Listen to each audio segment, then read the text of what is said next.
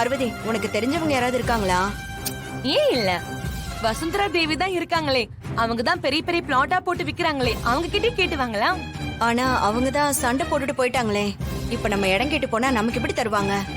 அவங்க சண்டை போட்டா என்ன அண்ணி, நாம பணத்தை கொடுத்து தானே இடத்த வாங்க போறோம். நல்ல இடமா நம்ம கேட்டு வாங்கலாம். நானும் வேணா கூட வரேன். வீடு கூட அவங்களே கட்டி கொடுத்துருவாங்க. அப்படியா சொல்ற? சரி, அவங்க ஒண்ணும் நம்மள ஏமாத்திர மாட்டாங்கல்ல? சேச்சே, அவங்கள பார்த்தா ஏமாத்துற மாதிரியா தெரியுது?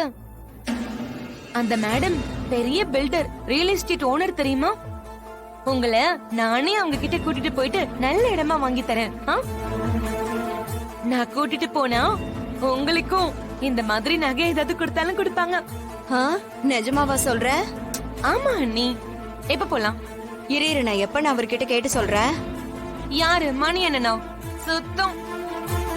வசுந்தரா தேவி கிட்ட போகணும்னு சொன்னா அவர் ஒத்துக்கவே மாட்டாரு. ஆனா அவருக்கு தெரியாம போனேன்னு தெரிஞ்சா அதுக்கு வேற திட்டுவாரே.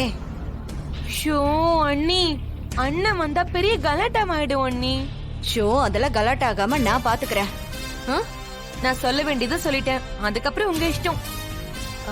சரி, பாத்துக்கலாம் விடு. நான் போய் அவரை கூட்டிட்டு வந்துடுறேன்.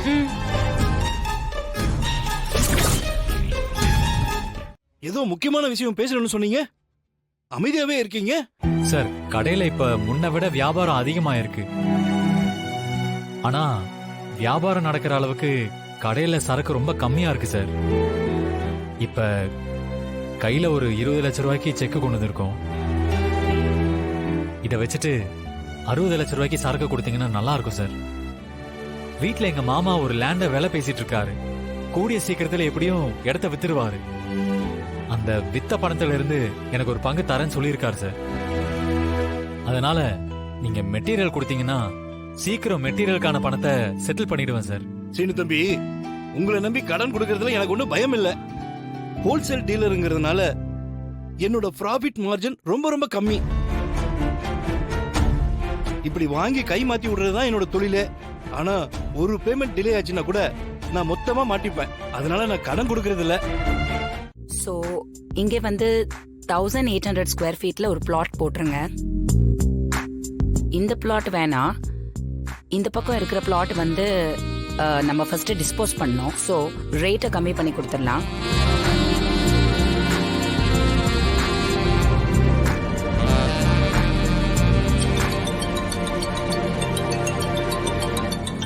இந்த பக்கம் கேட் வேணும். எக்ஸ்கியூஸ் மீ மேடம், ஒரே ஒரு கால் மட்டும் அட்டெண்ட் பண்றேன். ஓகே.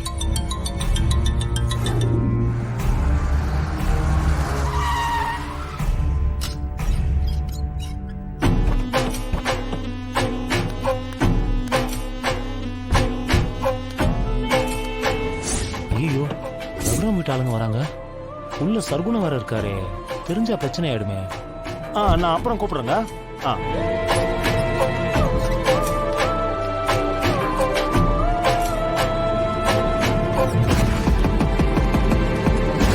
நான் சொன்ன மாதிரி செஞ்சிருங்க. மேடம், மேடம் ரகுராம் வீட்ல இருந்து பார்வதியும் அவங்க வீட்டு ஆளுங்களும் வந்திருக்காங்க மேடம். சர்க்குணம் சார் வேற இங்க இருக்காரு. நீங்க அவங்கள என்ன ஏதுன்னு கேட்டுட்டு அதுக்கப்புறம் மேல அனுப்புங்க. சரி, நீங்க அந்த ரூம்ல இருங்க. நான் சொல்ற வரைக்கும் சீக்கிரம் உள்ள போங்க.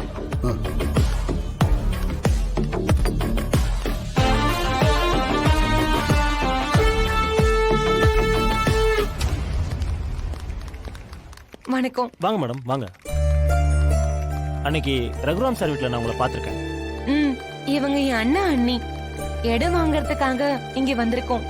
சரிங்க, நான் மேடம் கிட்ட இன்ஃபார்ம் பண்ணிட்டு வரேன்.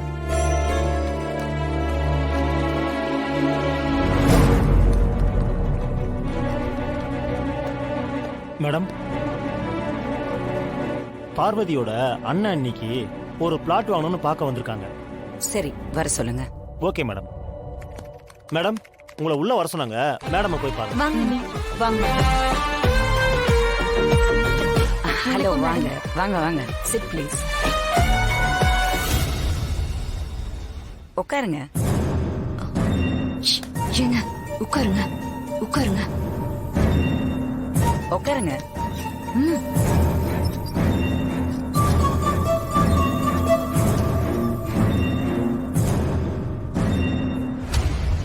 சொல்லுங்க.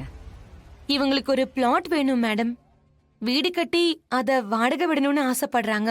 அதுக்கேத்த மாதிரி கொஞ்சம் நல்ல இடமா பார்த்து சொல்லுங்க.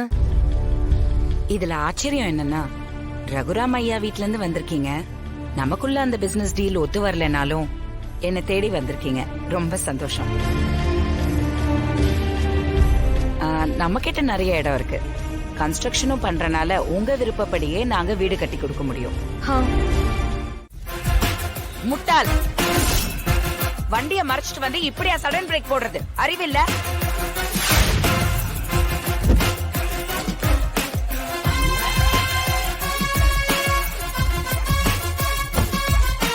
முன்னாடி வண்டிய வழி மறிச்சு நிப்பாட்டி சண்டை போட வரீங்களா? உங்க காரை செக் பண்ணணும். ஏன் காரை நீங்க செக் பண்ணுமா? யாரு நீங்க? ஏன் எங்களுக்கு தெரியலையா?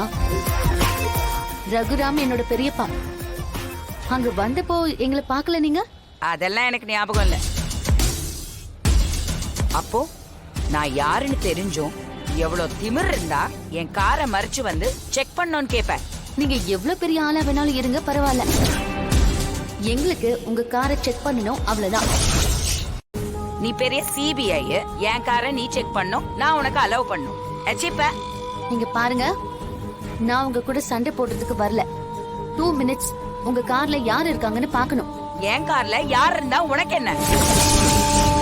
நானே பெரிய ரவுடி, என்கிட்டயே உன் ரவுடித்தனத்தை காட்டுறியா?